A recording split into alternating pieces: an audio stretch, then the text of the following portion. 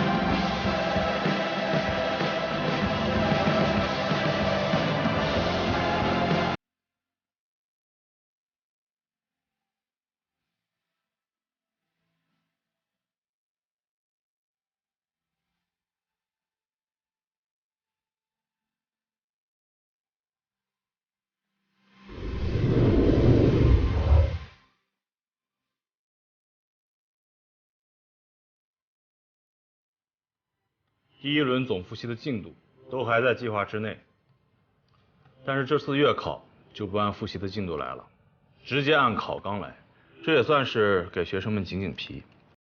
这是本学期第1次全年级的大考，本着一视同仁、不搞特殊的原则，我希望11班全体参与考试，这也算是对雷老师教学成果的一点检验吧。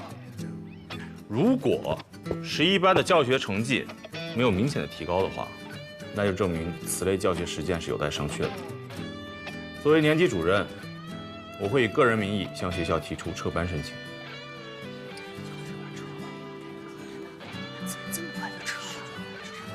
肖主任，这成班才多久啊？你怎么又提撤班的事儿？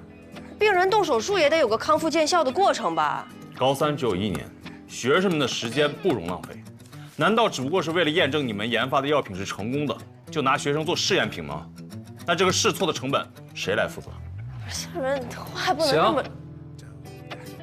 那对一口价450分。这次月考11班要是考不过450，撤班申请我自己提。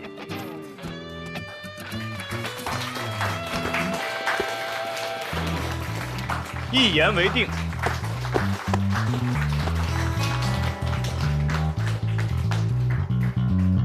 天哪，老师，你还是杀了我吧！450，我们怎么考啊？桑老师，到底是350还是450？我没听错吧？我以为到了11班就不用跟他们卷了呀。冤有头债有主，是你们亲爱的雷老师要正面刚的。其实也不是没希望，6科都及格的话，分数刚刚好够。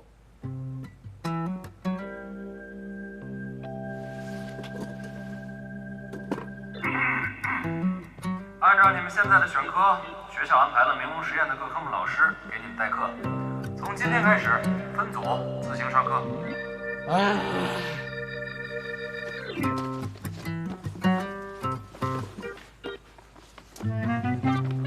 同学们，物理其实并不难，吃透它的逻辑和规律，爱因斯坦也会是个可爱的老头。让我们一起看一下这道错题的分析。在把一个小球从某一个位置平抛出来运动过程中，它依次经过 A 点、B 点、C 点、D 点。知识点是背了，但是主观题就是不能够得分呢，因为你得要掌握拿分的技巧啊。我拿今年全国卷的题型，我来举个例子。第一类概述变化及原因类，碰到这一类的题目，首先你要考虑的答题逻辑就是按照材料它给出的角度去进行答题啊。如果材料没有这个，来，我们所有人看一下选项 A 啊，我们是怎么理解这个有丝分裂的呢？性状的遗传跟遗传物质有关，那遗传物质是怎么来的嘞？是 DNA 和蛋白质组成的染色质和染色体。姐妹染色单体会随着着丝粒的分开，在纺锤丝的牵引下引向细胞两极，最后均匀地分配到子细胞当中。所以有丝分裂的细胞，它就在亲带和子带之间保证了它性状遗传的稳定性。所以我们的选项 A 是什么？是对的。那我们看一下 B 选项这个造血干细胞它是已经分化了的细胞它只是分化程度不一样。那很明显的这道题的答案选什么？选 B。这道题主要是考你们的信息概念。你们看这个直面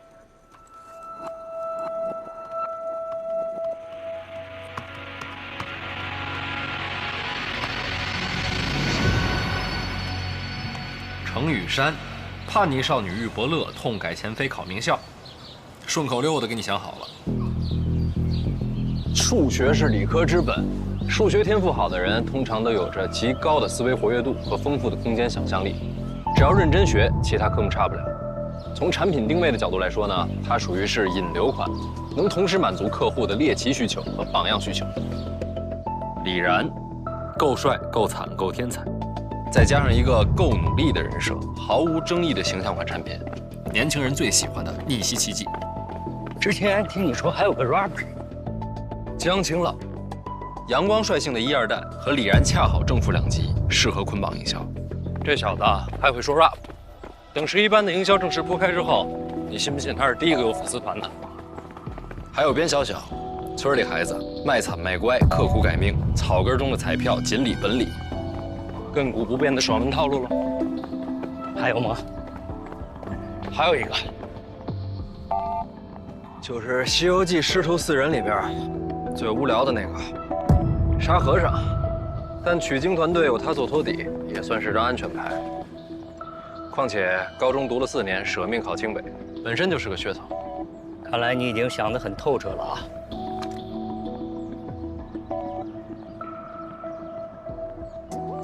跟王总合作，不透彻哪行啊？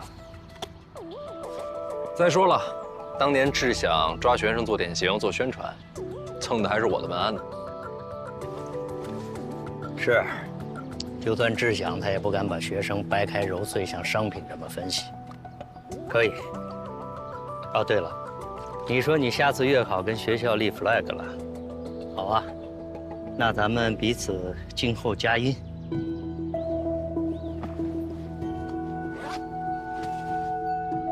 再约。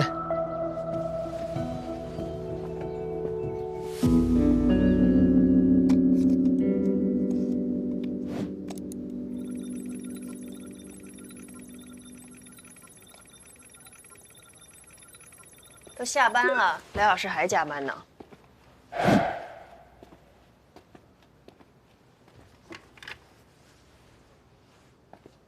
这不马上月考了吗？整理一下学习资料。哎，你有没有听说过，在心理学上，咬嘴唇和双肩耸起都是撒谎的表现？跟我有什么关系？我又没做这两个动作。整理衣服也是哦。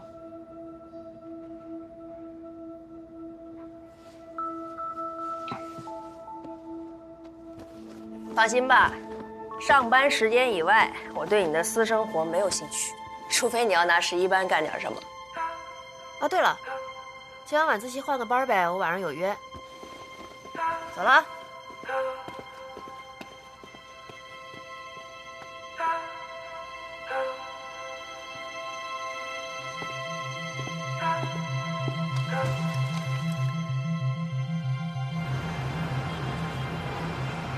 帅哥，如果都是你这样，那我们亏死个了。哎，老板，这茶费的都给我备。行。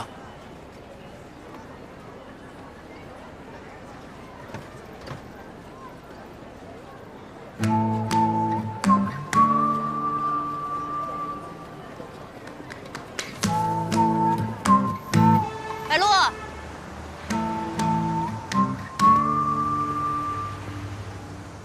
快！我天！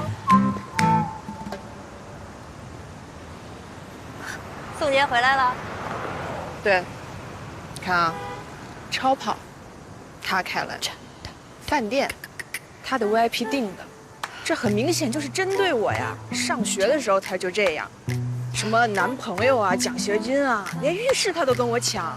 每年同学会不是嘲笑我年薪，就是奚落我单身。今年啊，老娘跟他拼了。你还记得我们闺蜜的宣言吗？闺蜜的敌人就是我的敌人，闺蜜的男人就是我的路人。走吧，拼了！等一下，等等我的超跑。什么超跑？雷鸣，哎，你迟到吧？特别准时。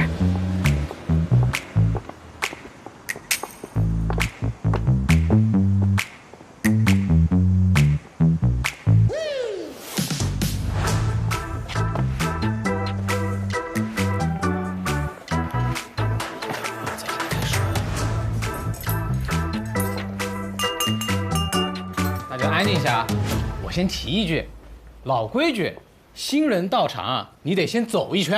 哎，就是。哎，白露，你怎么也不先介绍一下？对呀，班长。介绍一下啊，雷鸣，我未婚夫。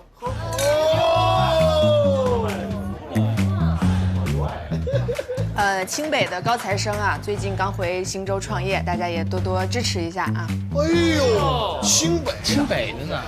可以啊，陆姐，这枯木逢春了，这是。还行吧，还行吧，不用叫姐啊，比我还大4个月。不是白大夫，这也太拼了吧！我可花钱了，这钱都赚。来吧，同学们，初来乍到，我先走一个。来，同学们，咱们一起啊，为班长找到真爱，干一个怎么样？干一个吧，来吧，来，喝完啊，都别养鱼啊。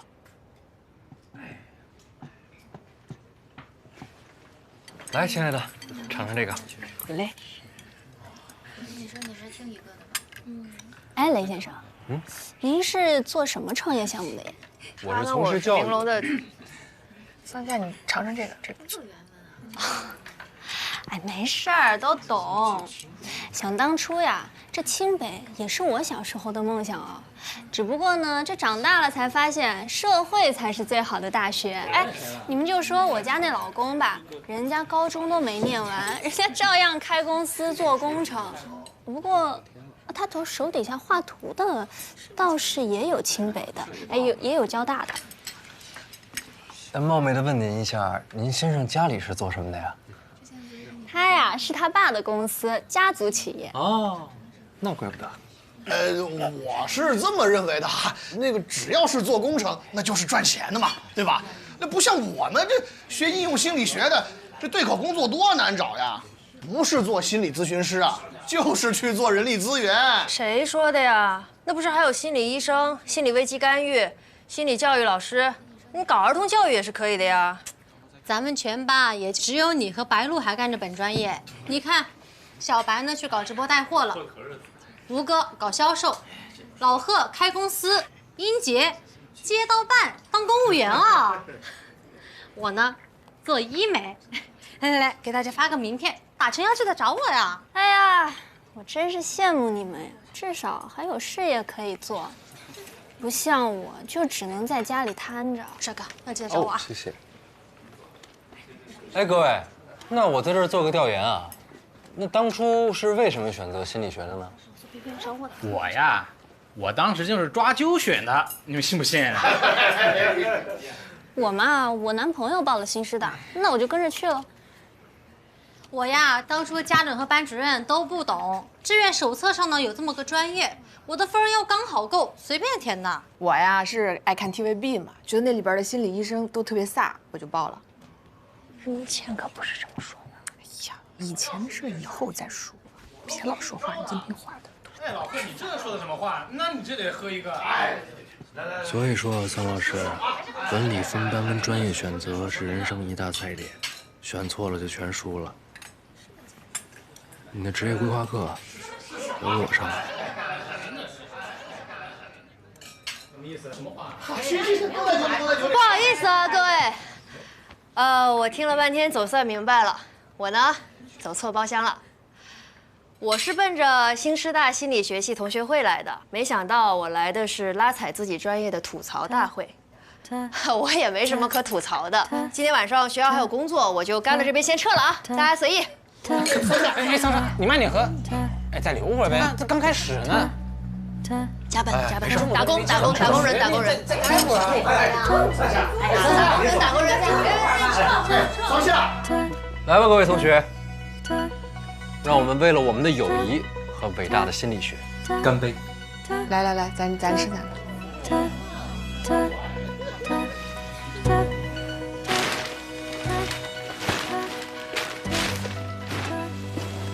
奶奶，是健身器材那儿吧？啊，别让他们看见。哦，好。你早点睡吧。哎，记得贴块膏药。哦。哎呦。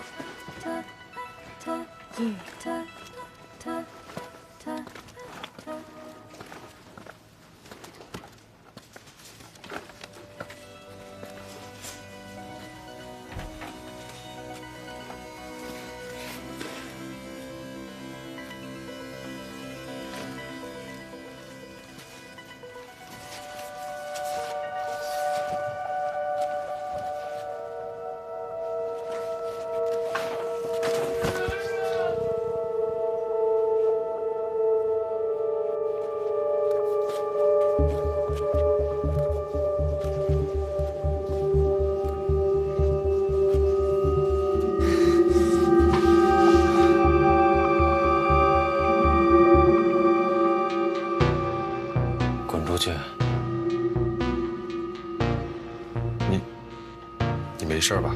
滚！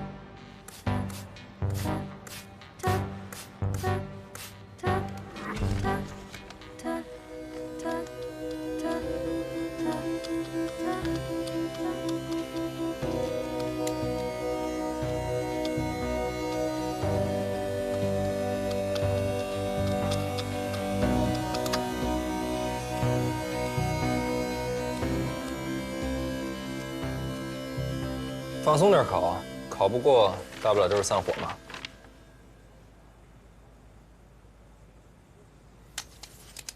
不要拥挤，不要拥挤，慢一点没关系啊。进入考场的同学们，要保持安静，不得交头接耳。要仔细检查自己的座位号，按号入座。入座之后，将自己的答题卡准备好，待会儿监考老师要检查。考场内不准私自携带任何有通讯、保存等功能的电子产品。如果已经带入，马上上交给监考老师，否则按照违反考试纪律处置。起立，向左一步，请监考老师检查准考证。与此同时，我将宣读一下考试纪律。考试的试卷、答题纸、草稿纸由监考老师统一发放，任何考生不得私自携带草稿纸进入考场之内。在考试时要保持安静，不得随意起立或者离开座位。当考试时间结束时，所有人立即停止答题，等监考老师收卷清点完成之后，方可离开考场。最后，我要强调一点，不准作弊，一经发现，立即取消考试资格。各位考生落座，各位监考老师，请发放试卷。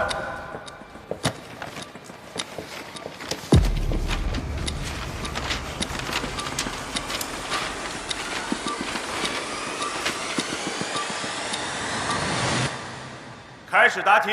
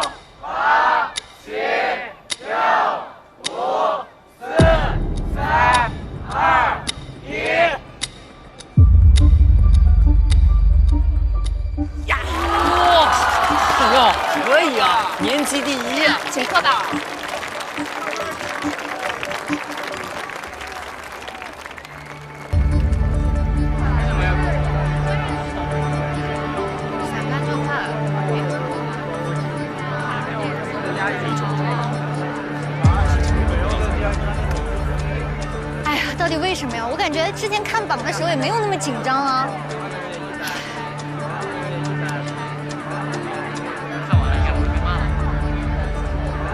过了，有学长，有你过了，400我们过了。现在你也过了，你也过了，小郑啊，450了，一下。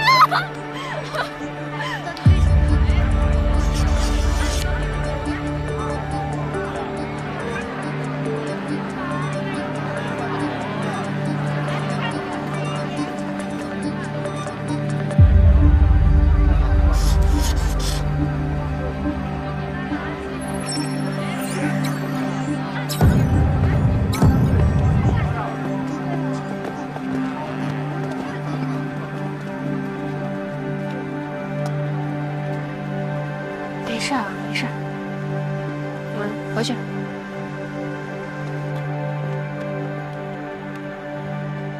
我没事儿。这次月考，11班有2位同学没有过450分。按照之前说好的，撤班申请下午可以提交了。肖主任，雷老师，肖主任说是你自己要立的军令状，你说2句。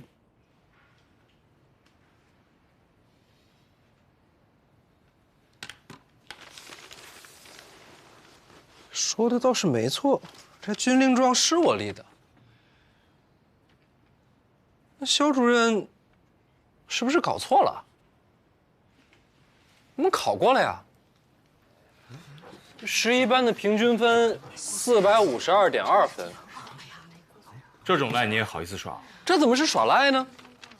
这是团魂，这叫班级荣誉感。一个班就应该一条心，心齐了才能共同进步，对不对？11班的5名学生在短短的1个月里边取得了这么大的进步，这说明他们已经充分建立了班级归属感。反倒是肖主任这边动不动就是成班条件啊、拆班实现啊，那我们都是做着100米冲刺的准备上的场，那没想到还是跨栏跑了。肖主任，那到底是谁在耍赖啊？雷鸣，你什么意思？肖主任，肖主任，雷鸣老师，你们2个都不要再争了。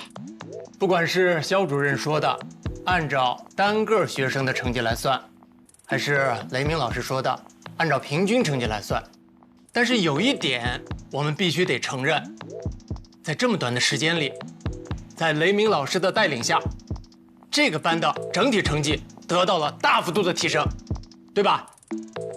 再说这只是个月考。好啊，期末看成绩。对对对。下一个议题。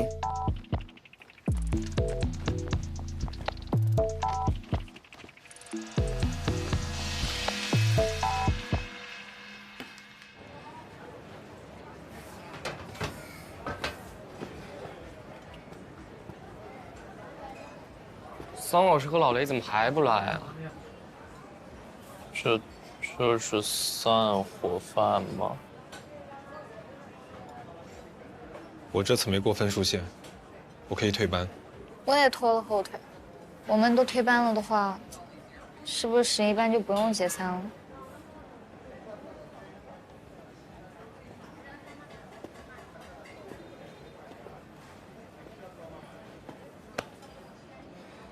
你们也太不了解他了吧！11班要是真解散了，他还哪来的闲心跟闲钱请你们吃饭啊？来，各位，都落座，听我说。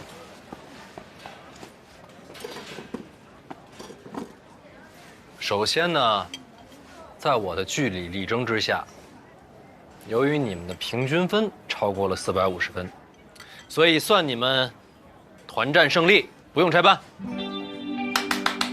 但是，具体结果还要等期末考。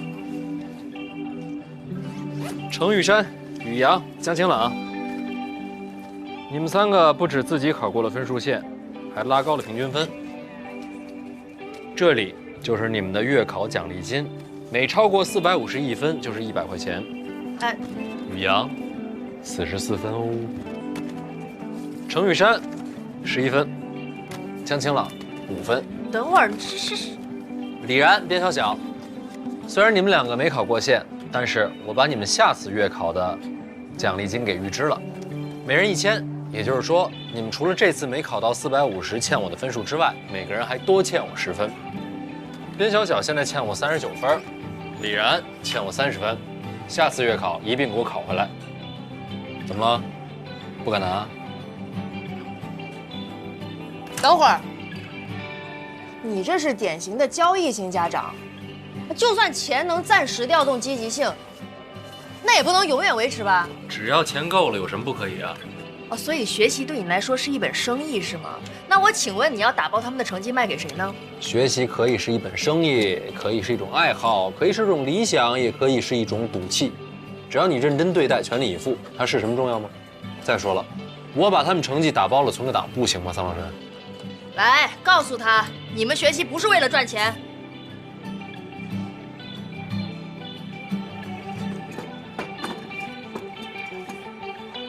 谢谢雷老板。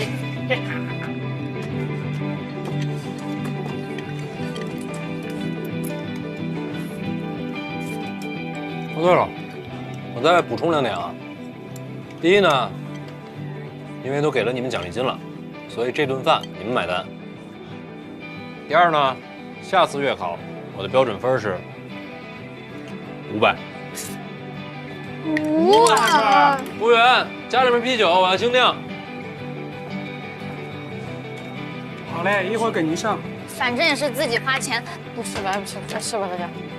反正我们请客，全给他吃了。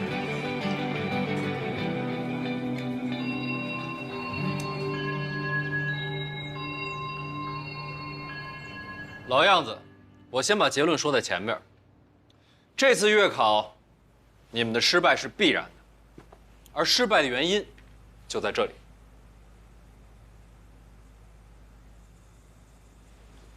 来吧，说一下你们的选科逻辑。我妈选的。我也是。喜欢什么就选什么呗。一样。好，不是妈妈选的，就是凭自己个人的喜好，没有一个选对的。新高考这么千载难逢的差生福利就被你们白白浪费掉了。我告诉你们，选科正确比做多少题都管用。那怎么选对科目呢？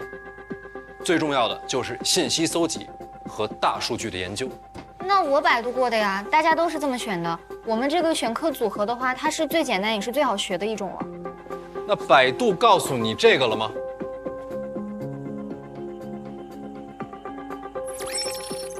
百度不会告诉你们。你们所选择的科目组合，除了边小小和江晴朗之外，其余人全国1半的专业都录取不上。下周报名通道关闭，是你们最后一次改科目的机会，我给你们调整了一下。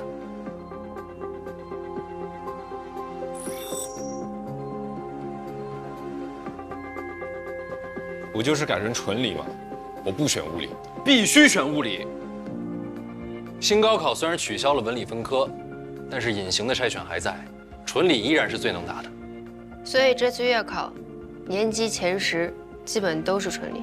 不只是前10，你仔细看的话会发现，前100里边有75人都是纯理组合。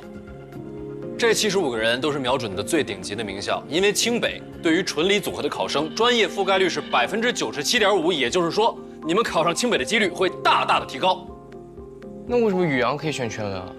宇阳比你们多1年文科基础打底，再加上学习机动性不强，贸然改科有可能会得不偿失。纯文如果考过665的话，历史、新闻、哲学、公共管理都可以录取。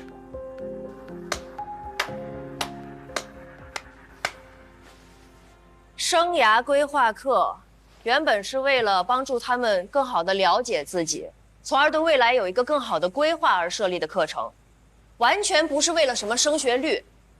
雷老师，我想请问一下，在你一厢情愿地做这些调整之前，你有没有问过他们喜不喜欢、适不适合，或者说愿不愿意呢？桑老师，你走进社会也有3、5年了吧？你还没有发现，什么喜不喜欢、适不适合、愿不愿意，在这个成人世界里毫无意义吗？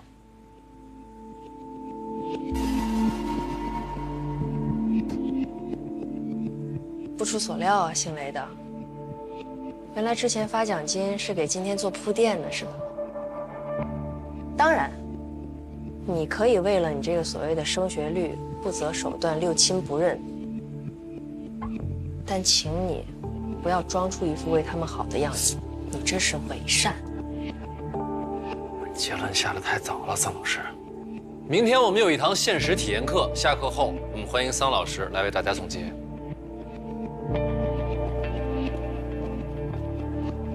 备课去了，咱们继续。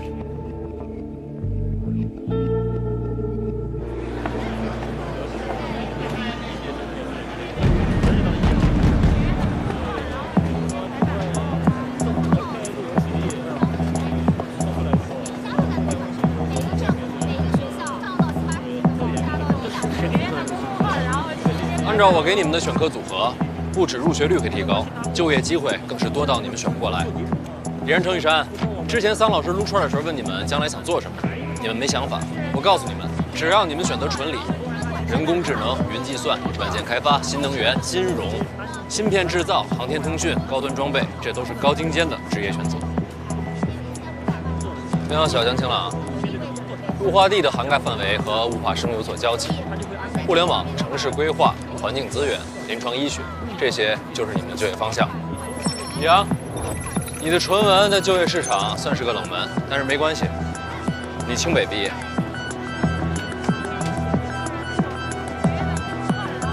这边。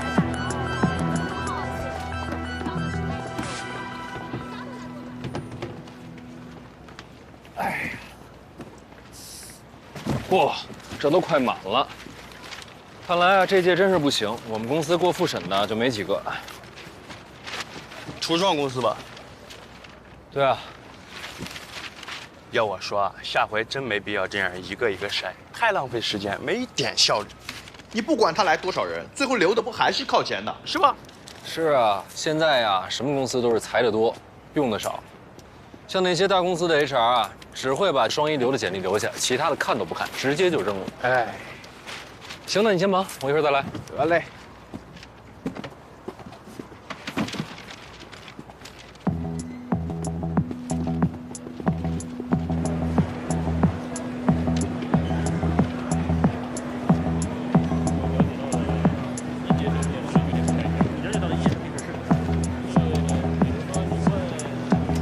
我跟组委会申请了，做一个教学实验。来吧，同学们，今天就让你们当一天的面试官。一会儿看看以你们的标准会选择哪些人。自己找凳子坐下。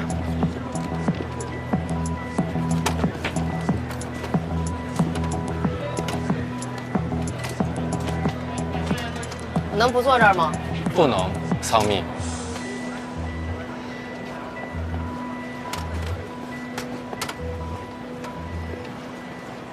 你好，我来应聘，请坐。简单介绍一下你自己吧。我叫吴亮，本科毕业于南师大学哲学专业，研究生是商大的金融专业。我虽然没有新媒体运营经验，但我看你们这是教育培训公司。我上学那会儿一直担任助教，也算有丰富的教学经验。研究生为什么换专业啊？哲学吧。喜欢不能当饭吃。宝清学院设计专业，本科应届，算比较踏实能干吧。996、007、886我都没问题的。哎，老师就想问一下，新媒体运营是做什么的呀？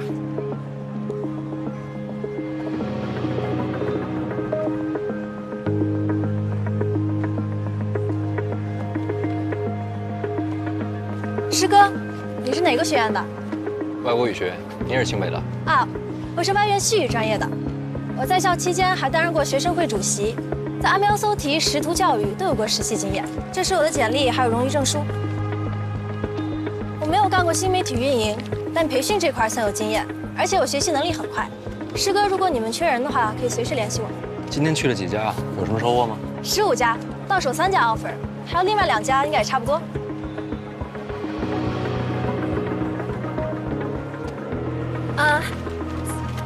最近的面试官你们好，我叫刘晶晶，是一名应届毕业生，就读于新州职业技术学院新闻专业，在校期间一直帮助我们学校运营公众号。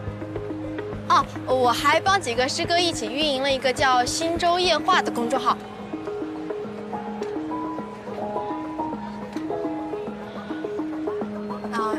请问一下，你们这边确定收专科生？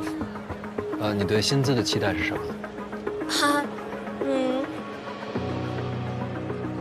，3500，税后。啊，我对薪资要求不会太高，5000，但我希望每年有晋升的空间。不太好意思讲，6000能行吗？底薪12000，但我相信我能给公司带来更大的价值。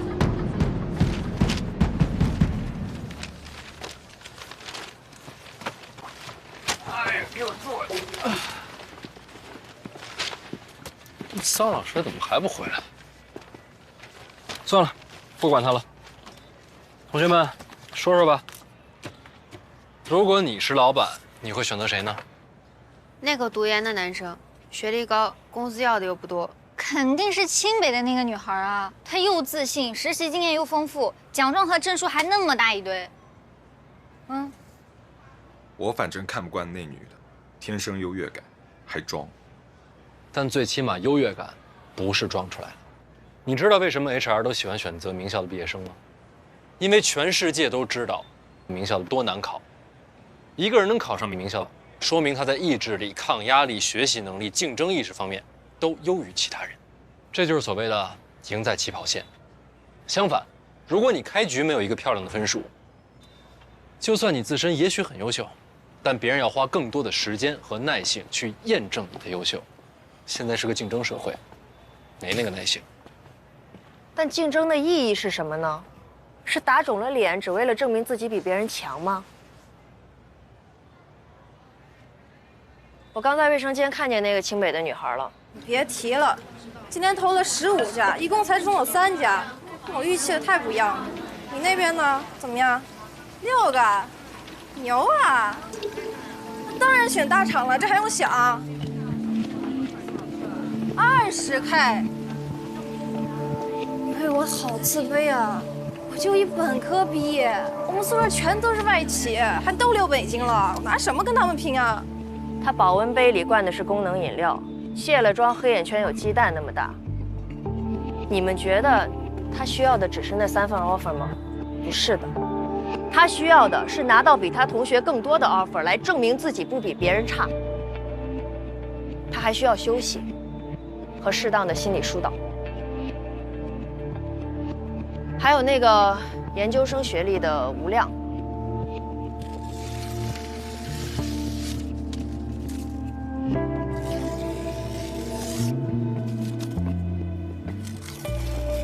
缓解焦虑呢？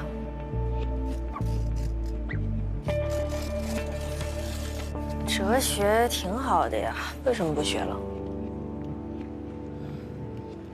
我要是再学哲学，我妈就不认我了。后来只能选择金融，不喜欢，挺难受的。现在也竞争不过那些有天赋的人。其实，在刚才应聘的这几个人里面，最适合这个岗位的是刘晶晶。我还帮几个师哥一起运营了一个叫“新洲夜话”的公众号，粉丝我们做到了有20多万。我觉得一个好的新媒体运营者，不仅需要有文笔、信息检索能力，最重要的是要具有矩阵思维，这样才能帮助一个账号进行长期稳定的高质量输出，形成自己的粉丝粘性嘛。你们都没注意吧？因为在他说出自己是新洲职业技术学院毕业的之后，你们就没听他讲话了。但为什么读了喜欢的专业却找不到工作，考上了清北却还是自卑呢？你知道现在大学生有多少人患有抑郁症吗？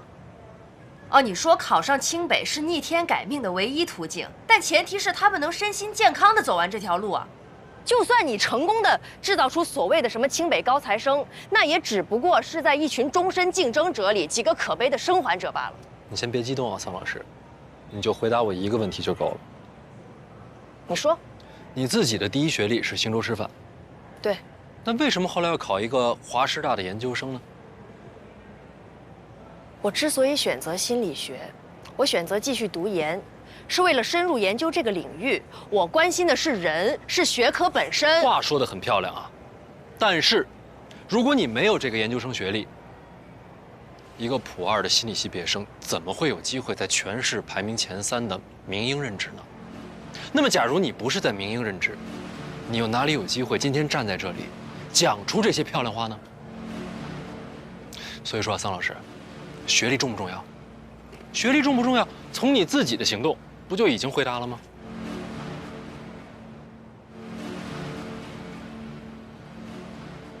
本来以为在11班，既能做了课题，也能帮到人，但现在看来，的确是我天真了。好，从今天开始，我退出，你继续。但我也想请你们记住，喜不喜欢、适不适合、愿不愿意这件事儿，只要是人，就一定有意义。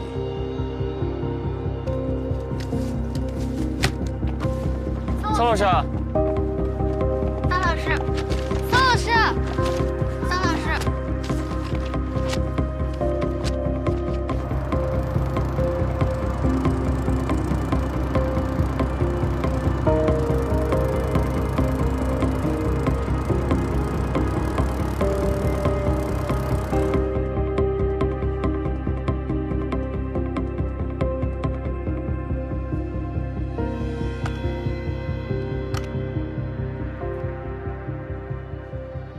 就是说了，我好好的当我的鸣龙螺丝钉不香吗？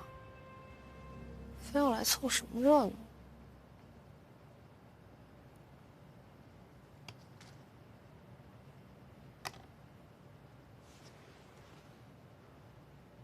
不过现在想想，其实当初要报考心理学，所有人都反对，只有你说。别看我平时挺爱怼人的哈，其实心特别细，总是一下子就能感受到别人的情绪，而且善于倾听。身边人都喜欢找我聊心里话。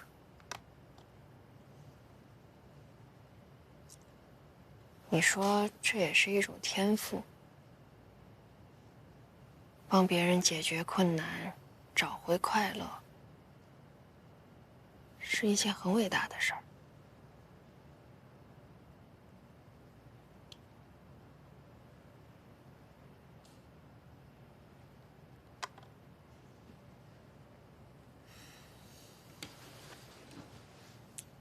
但现在不一样了，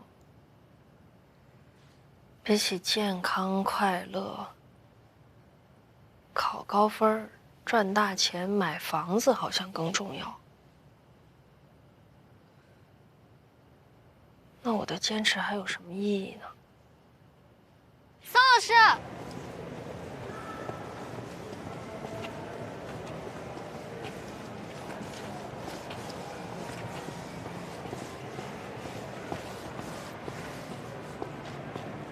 雷鸣，你知道吗？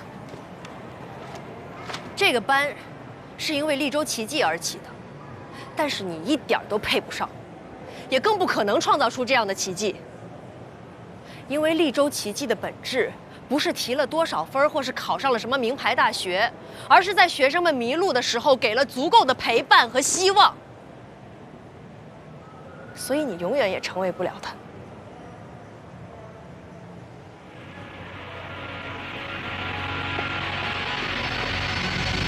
205雷利州，该就寝了。哎，小杨，你把我的饭卡放哪儿了？来，带你去找。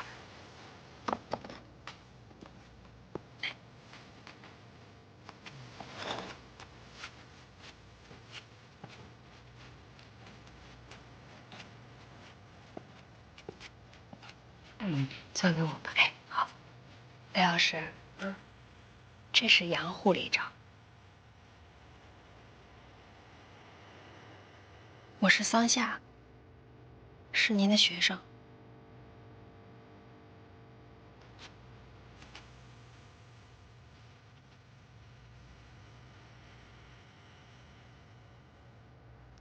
雷老师，咱们走吧。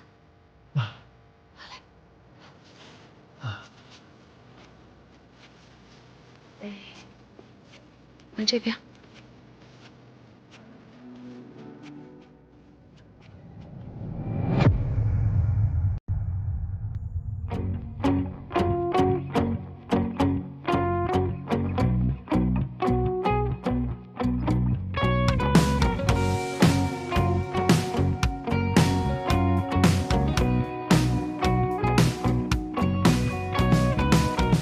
Every hour, feel the thunder roaring, tapping on my shoulder.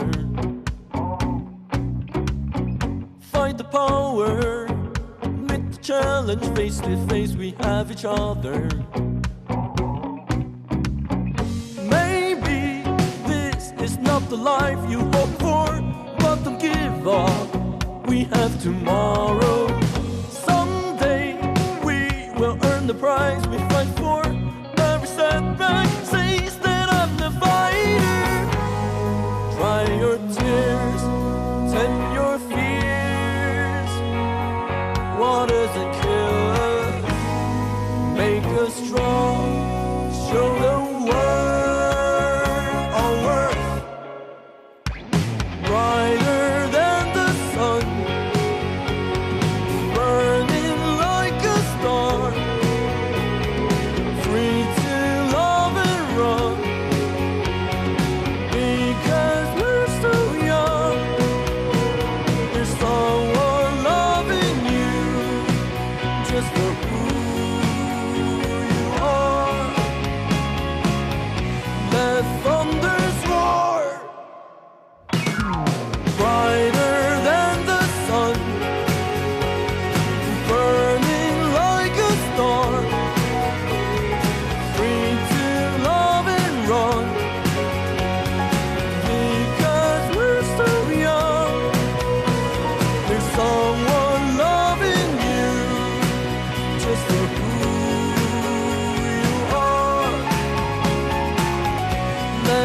thunders roar in your heart.